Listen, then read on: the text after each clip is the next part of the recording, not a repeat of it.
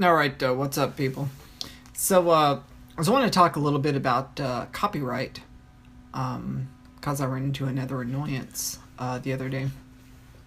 So, I'm on a Facebook group for fans of the band Every Time I Die, and right now they're doing kind of a March Madness bracket of the best song that they ever wrote. And the song Werewolf is getting quite far along in the bracket. And I wanted to post the video on one of the votes just for, kicks and giggles. So I go on YouTube to pull up the video, and I can't find it anywhere. I did another search, and I still couldn't find it anywhere. And so finally I remembered, oh yeah, I have it on a playlist of mine. So I pull up the playlist, and this is what I find. It shows that the song has been removed via DMCA takedown notice by Sony Music Entertainment. Now the funny thing is if you look, it shows that the song was posted by Ferret Music, the record label that the band was on at the time when they released that album and that song. So I was like, well, I guess Sony owns the rights now to Ferret's catalog. So I go to Ferret's YouTube page, and they have a vast swath of videos that are still online and still available. So I'm like, well, that can't be it. Why would they do a DMCA takedown for this one song and not anything else? And then I noticed that Every Time I Die's discography is posted by Warner Music Group. So Warner is claiming that they own the rights because they're the ones uploading it to YouTube. But for some reason, Sony did a DMCA takedown of the song itself. This is also strange, but the thing that really chaps my goat is the video, when I was looking for it, is no longer on YouTube. So it's basically gone from history, pretty much. And what's really funny is I ordered a DVD, Take Action Volume 7. It's actually a CD compilation that this video is actually on the DVD. So I ordered that on Monday and I received it. And so I made a rip of that particular music video and posted it in the group directly to Facebook because it can't be flagged by copyright when it goes directly on Facebook, as far as I know. And so I posted on there, and there were a lot of people who said, wow, I've never seen this music video before. This is crazy. And I'm like, well, no crap, Sherlock, because Sony DMCA'd the thing off YouTube.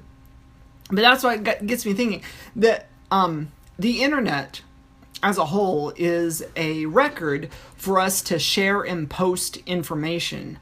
And, vast quantities of information. As long as it's not copyrighted. Once it's copyrighted, that information, for the most part, is stricken off the books. And we can only rely on the particular copyright holder to post that information up. Which now I can understand with movies and with full-length albums, with songs for the sake of the song, etc., things like that. I can understand that not wanting to be posted online because the copyright holder themselves has a financial gain to post it themselves, basically. Now, I wouldn't be making a big deal about this because Ferret Music, the record label that Every Time I Die was originally on, had the video posted. They had the video posted for years. And it was fine. It was copacetic. If anybody wanted to watch the video, they could go. And it was being held by the correct rights holder. Or it was being posted by the correct rights holder. But now the problem is whenever you get when you change hands with rights and it goes to another rights holder, then things start getting more complicated. Things start getting stricken off the books. Things start getting lost between the cracks. And as a society, I personally think that we need to have a vested interest in maintaining and ensuring that pretty much everything is online for the sake of posterity. I mean, there's commercials that people want to see. That sure it's copyrighted material, but who's going to go through all the trouble posting a commercial? There's a lot of people, myself included.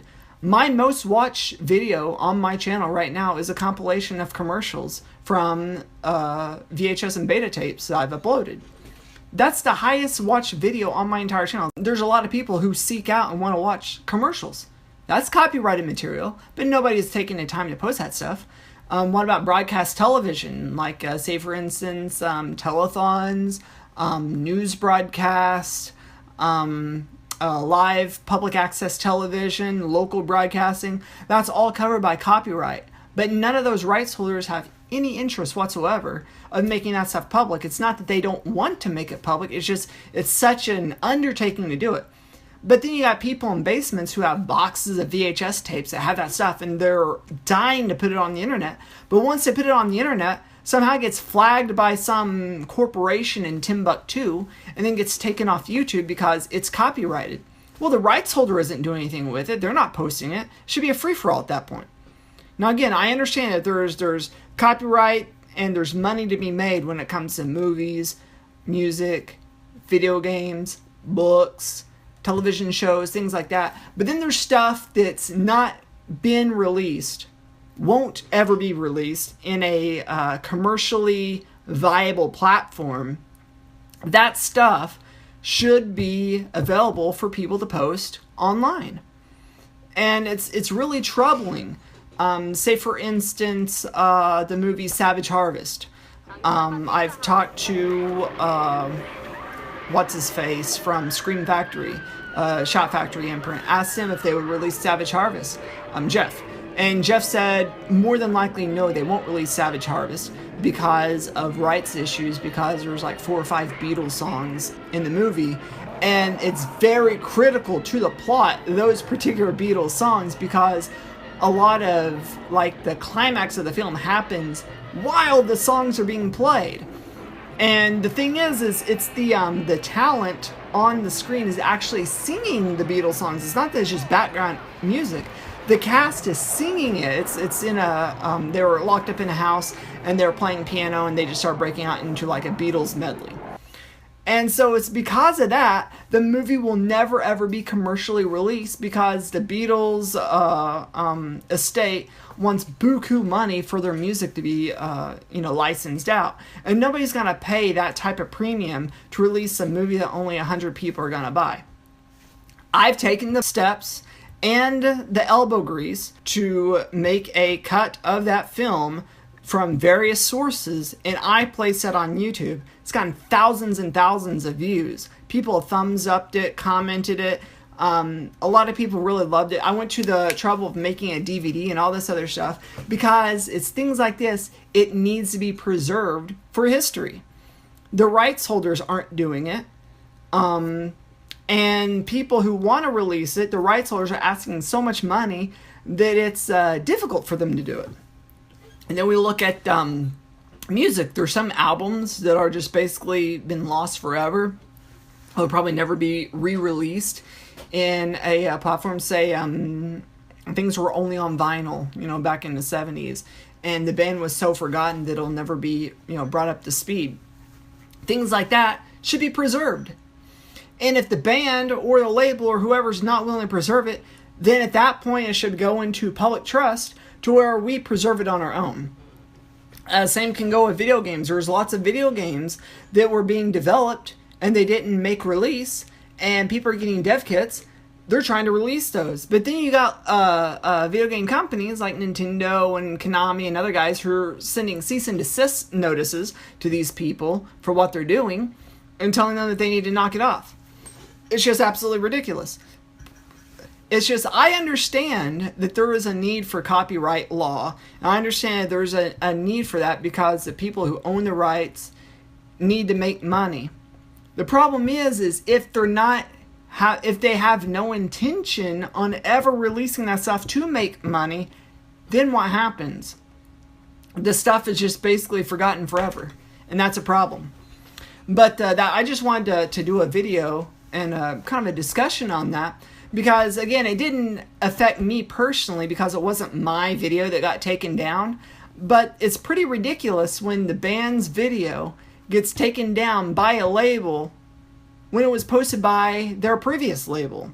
And now it's not available for anybody to see. And I'm not going to go post it because I don't want a copyright strike on my channel. I mean, that's a DMCA takedown.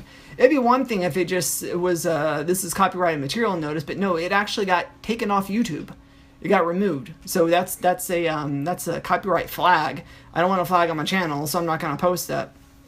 But just, I don't know if you guys want to post what you think, what your feelings are on the matter. My feelings. I understand that there's a need and a necessity for copyright law, and I respect copyright holders when they're trying to make money by releasing the things that they have, and I respect when people go out and actually purchase those items to give them, incentive to do that further. But it's just a problem when there's stuff that's not being released, will never be released, and other people can't post it because then they get nagged at by some mysterious rights holder that's in Bangladesh or something because it's being, flagged as copyright. That's a problem.